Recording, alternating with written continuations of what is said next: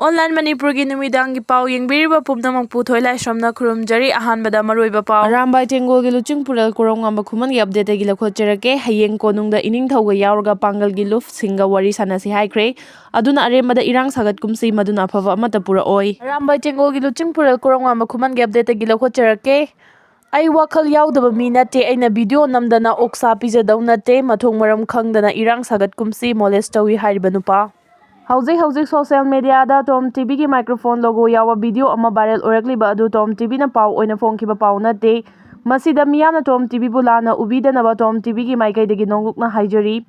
video adu da Tom TV ki microphone yaukhiba du aikhoi gi pau mina pau lauringai da kanaguma miyoi amana Tom TV bu lekha tana ba hona duna narol da video namlaga social media da sandorakpani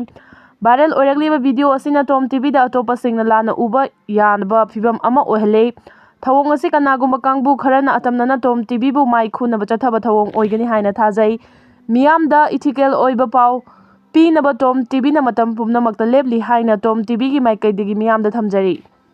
Phadok ahum jail dagi nanthokre Assam Golparagi Martia detention transit camp ta Myanmarom dagi lanjelakpa Rohingya Muslim refugee ahum hariba jail asi dagi nanthokna chenkre haina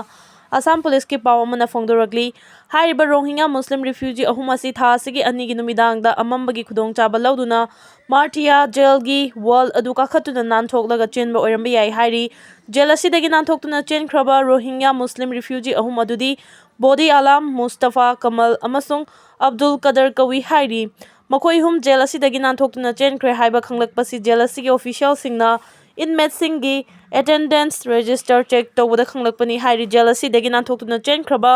Rohingya Muslim refugee ahum adu thibagi thabak Assam Police na chathaba hokre hairi